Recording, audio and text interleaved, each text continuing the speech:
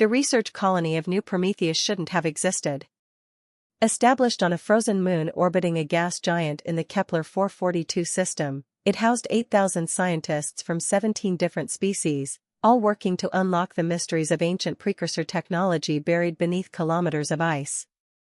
Dr. Giral adjusted her thermal suit, her 4 eye stalks focusing on the crystalline structure emerging from the excavation site. The Threne paleotechnologist had spent 30 years studying dead civilizations, but nothing compared to this discovery. The artifact pulsed with energy signatures that predated current galactic civilization by millions of years.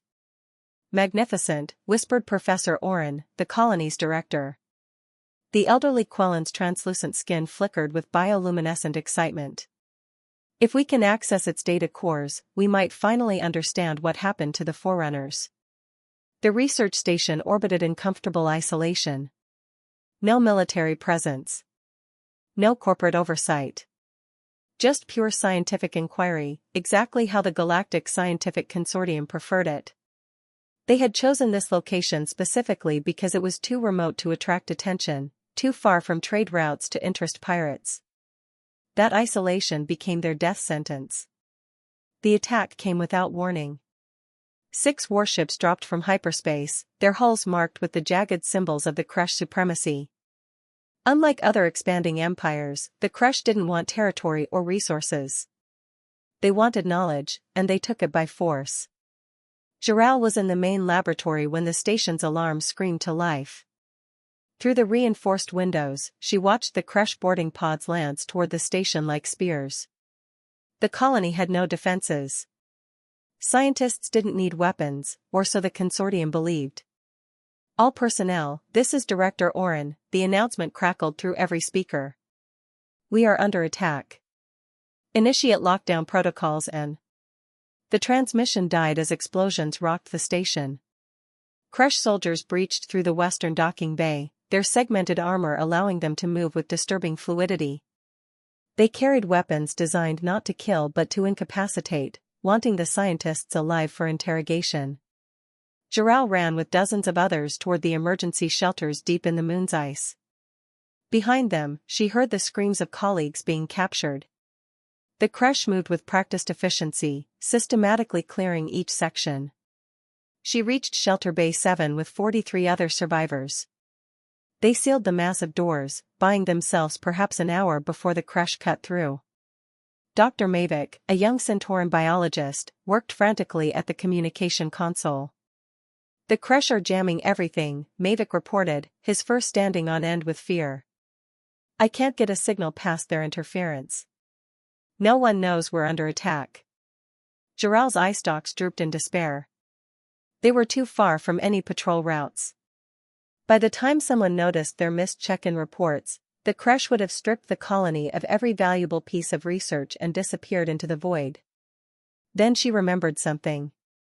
"The legacy systems," Giral said suddenly. "When this station was built, didn't they install backup communication arrays using old Earth technology?" Mavic's ears perked up. "The quantum entanglement beacons?" "Yes, but those haven't been maintained in decades. They were supposed to be decommissioned years ago." "Where are they?" "Storage sublevel 3, but..." "Can they broadcast through Kresh jamming?" Mavic paused, his tail twitching as he calculated. "Theoretically, yes. Quantum entanglement isn't affected by conventional jamming. But those beacons only connect to specific receiver stations.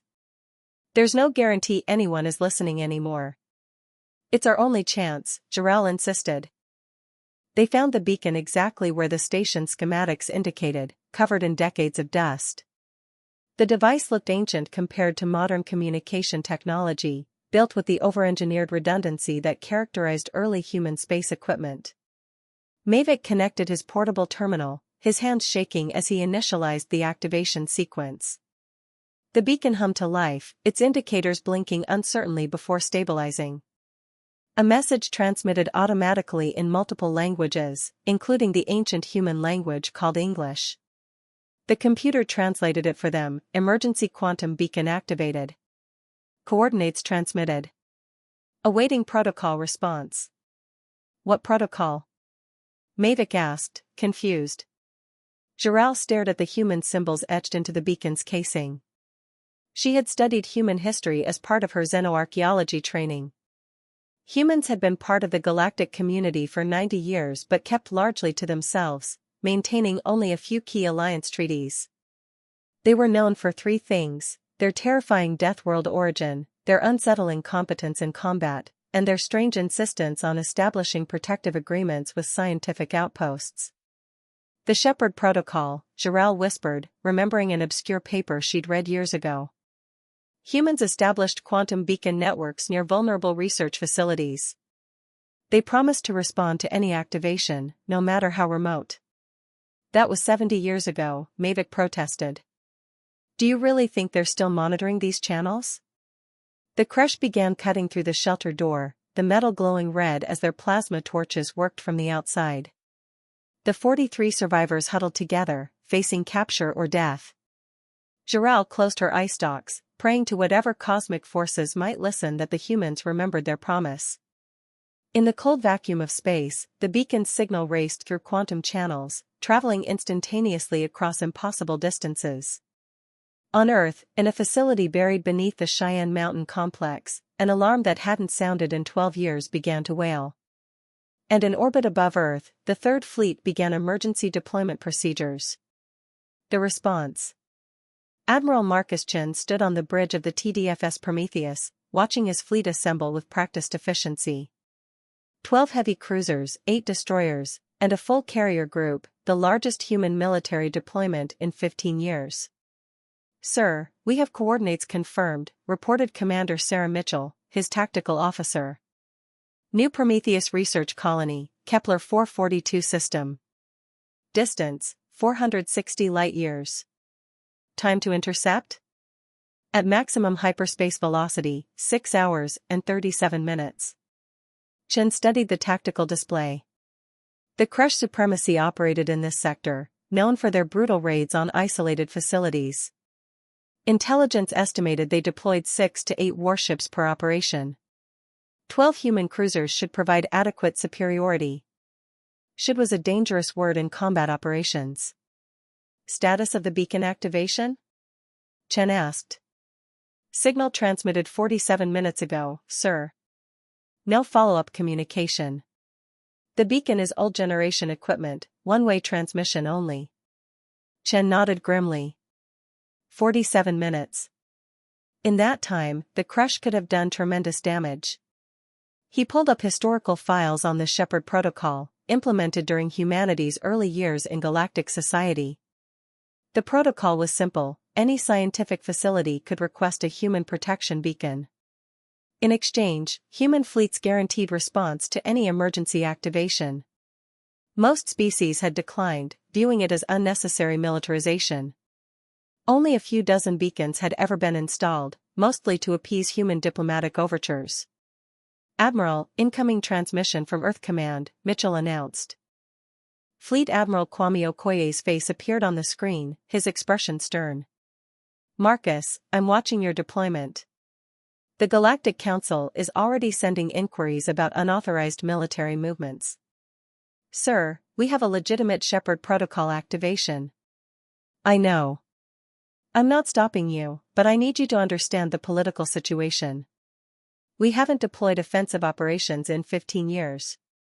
Some species have convinced themselves the stories about human military capabilities are exaggerated. They think we've gone soft. Chen smiled without humor. Let them think that. The Kresh will have hostages, Okoye continued. Scientists. Civilians. They'll use them as shields. We're aware, sir. We have boarding specialists standing by. Good. Chen, bring them home. All of them. Show the galaxy why the Shepherd Protocol exists. The transmission ended. Chen turned to his crew, seeing the same determination on every face. They had trained for years for missions exactly like this. Human military doctrine emphasized one principle above all others: protect those who cannot protect themselves. All ships, prepare for hyperspace insertion, Chen ordered. Combat protocols active. We go in fast, we go in hard, and we bring those scientists home. The fleet vanished into hyperspace, leaving Earth orbit empty. In the shelter on New Prometheus, the crash had nearly cut through the door. Giral watched the metal glow brighter, knowing they had minutes at most. Around her, colleagues prayed, cried, or sat in numb silence. Then everything changed. The cutting stopped abruptly. Through the weakened door, they heard shouting in the harsh crash language, followed by weapons fire. Not the controlled plasma bursts the crash used for capture, but the rapid staccato of slug throwers and the distinctive whine of railguns. "What's happening?" Mavic whispered. The shelter's emergency communication panel crackled to life. A human voice spoke in perfect galactic standard. "New Prometheus personnel, this is Captain Sarah Mitchell of the Terran Defense Fleet. We have engaged hostile forces throughout the station. Remain in your shelters. Extraction teams are en route to your positions. You are safe now." Giral felt her eye stalks trembling with disbelief. 6 hours. The beacon had activated only 6 hours ago. Humans had crossed 460 light-years in 6 hours and already engaged the enemy. The battle throughout the station lasted 18 minutes. Human Marines moved through the corridors with terrifying efficiency. They wore powered armor that made them appear massive, but it was their tactics that truly impressed. They had mapped the entire station before arrival, identifying every hostage location and every crash position. The crash fought hard. They were experienced raiders who had conquered dozens of facilities. But they had never faced humans in close-quarters combat. The Marines used non-lethal rounds where hostages were present, switching to lethal force only when civilians were clear. Every shot found its target. Every movement had purpose. Lieutenant James Rodriguez breached into the main laboratory where crash soldiers held 30 scientists at gunpoint. His squad used flash grenades and smoke, creating chaos that disoriented the crash but left the scientists unharmed. In the confusion, the Marines neutralized every hostile with precise shots to joints and sensors. One scientist was injured in the crossfire, hit by a crash weapon. Rodriguez didn't hesitate. He picked up the wounded Threen researcher and carried her to the extraction point while his squad covered their retreat. In space, the naval battle was more straightforward. The crash warships attempted to fight, but human weapons technology operated on a different level. Railguns firing at relativistic speeds punched through crash shields like they weren't there. Point defense systems intercepted every crash missile. The engagement lasted exactly 4 minutes before the surviving crash ships attempted to flee. Admiral Chen gave them one chance: crash vessels, power down your engines and surrender. You will be treated according to galactic convention standards. This is your only warning. 3 ships surrendered. 2 tried to escape. Chen gave the order with cold precision, and railgun rounds ended the engagement permanently. Giral emerged from the shelter with the other survivors, staring at the human Marines in their imposing armor. One removed his helmet, revealing a young face with kind eyes. "Dr. Giral? I'm Lieutenant Rodriguez. Are you injured?" "No, we thought." She couldn't find words. "You activated the beacon," Rodriguez said gently. "We promised we'd come. We keep our promises." The understanding. The Galactic Council chamber buzzed with unprecedented tension. Every major species had sent their highest-ranking diplomats to address what many were calling the Prometheus incident. 3 days had passed since the human military operation, and the political fallout was just beginning. Ambassador Catherine Zhang represented Earth, standing calmly despite hostile glares from several delegations. The veteran diplomat had weathered countless political storms, but this felt different. This felt decisive. Council Speaker Valora, a crystalline being whose species had founded the council millennia ago, called the session to order. This council must address the human military action at New Prometheus colony. We have received multiple complaints regarding unauthorized force deployment and excessive military response. The Thinian delegate, Senator Corvus, stood immediately. His species controlled significant commercial interests throughout the sector and had lost 3 contracts to human competitors recently. The humans deployed a full battle fleet without council authorization. They engaged in combat operations resulting in 2 destroyed vessels and captured prisoners. This represents dangerous militarization that threatens galactic peace. Murmurs of agreement rippled through the chamber.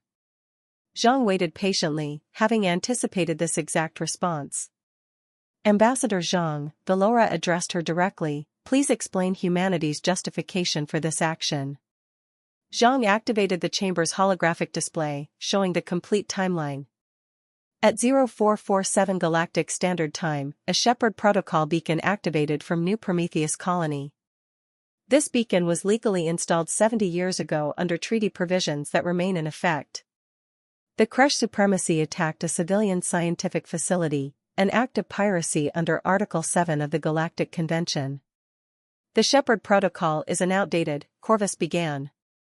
The Shepard Protocol, Zhang interrupted calmly, has no expiration clause. It remains legally binding. 37 facilities throughout galactic space have active protection beacons.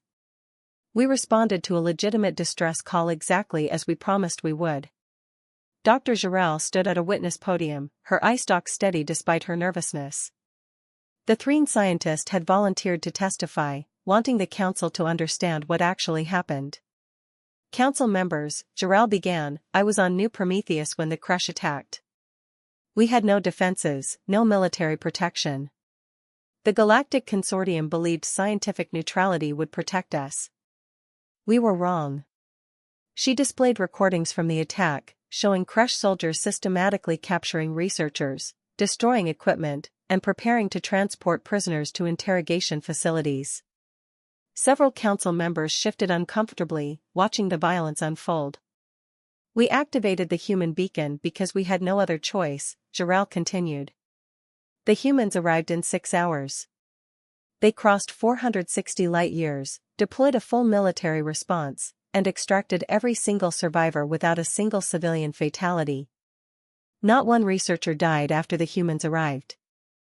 Corvus stood again, his scales flushed with agitation. This proves my point exactly. Humans possess military capabilities far exceeding what they've disclosed. They can deploy overwhelming force across vast distances in mere hours. How is this not a threat to galactic security? Because, said a new voice, they chose to save lives instead of taking them. Captain Reshkar entered the chamber under diplomatic immunity, his Kresh exoskeleton armor marked with prisoner identification. The captured commander had requested permission to address the council before his war crimes trial. I commanded the assault on New Prometheus, Reshkar stated. My orders were to capture the scientists and extract all research data by any means necessary. I expected minimal resistance. He activated his own recording, showing the human military response from the Kresh perspective. The council watched in silence as Marines moved through the station with devastating precision, never firing when civilians were in danger, switching instantly between lethal and non-lethal force. They could have destroyed our ships immediately, Reshkar continued. Their weapons technology is decades ahead of anything I've encountered. But they gave us a chance to surrender first. When we refused, they engaged with minimal force necessary to achieve their objective. The Kresh commander's mandibles trembled slightly. After my capture, human medical personnel treated my wounds. They gave me food and water. They allowed me to contact my family. I ordered an attack that could have killed thousands of civilians, and they showed me mercy. This terrifies me more than their weapons ever could. Admiral Chen appeared via holographic transmission from the Prometheus. Council members, I want to be very clear about something. The Shepard Protocol isn't about human military dominance. It's about protecting those who cannot protect themselves. He displayed a star map showing every active Shepard beacon. 37 facilities across galactic space trust humans to respond when danger comes. Not because we're the strongest, though we are. Not because we have the best weapons, though we do. But because we promised we would come and we keep our promises. Over 90 years, we've responded to 41 emergency activations. Most were minor incidents, pirates, equipment failures, natural disasters. But each time, we came. We protected scientists, traders, colonists. People we'd never met, from species we barely knew. We did it because someone needed help. Zhang stepped forward, her voice carrying throughout the chamber. This council can vote to revoke the Shepherd Protocol if you wish. We will comply with any lawful decision. But understand what that means. She highlighted each beacon location. These facilities will lose their protection. When the next threat emerges, and it will, they'll face it alone. We will not violate council restrictions, even to save lives. The chamber fell into uncomfortable silence. Several delegates shifted, realizing the implications. Human protection had become invisible infrastructure supporting galactic peace. Remove it, and vulnerabilities would become targets. Valora spoke after long consideration. Ambassador Zhang, this council recognizes humanity's exemplary conduct at New Prometheus. The Shepherd Protocol will remain in effect. However, we request regular reporting on all protection activities. Zhang nodded. Acceptable. But we have one condition: any facility requesting our protection must contribute to their own defense. We'll provide training, technology, and tactical support. We refuse to create a galaxy dependent on human strength alone. The vote passed overwhelmingly. 74 species requested new protection agreements within the next standard week. Giral found Rodriguez in the station's observation deck, watching repair crews work on the damaged sections. Lieutenant, I have a question that's been troubling me. Your people suffered terrible hardships on Earth.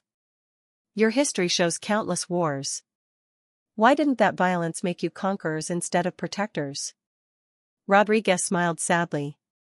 Because we remember what it felt like to be helpless. Earth taught us that survival requires sacrifice, cooperation, and sometimes violence. But it also taught us empathy. We know what it's like to watch people die because help didn't come in time.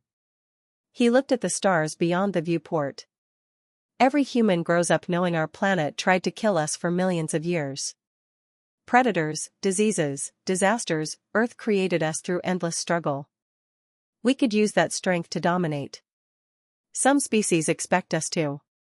But we choose differently, every single day. We choose to be the help that arrives in time. We choose to be the shield that stands between civilians and danger. That choice defines us more than our weapons or our history. Giral's eye stalks focused on him intently. And if you stopped choosing? If you became what your capabilities suggest you could be? Then we wouldn't be human anymore, Rodriguez said quietly. We'd be the monsters Earth created us to survive against. So we keep choosing, keep protecting, keep remembering why strength exists, not to dominate, but to defend those who need defending. New Prometheus colony returned to its research, protected now by a permanent human patrol rotation.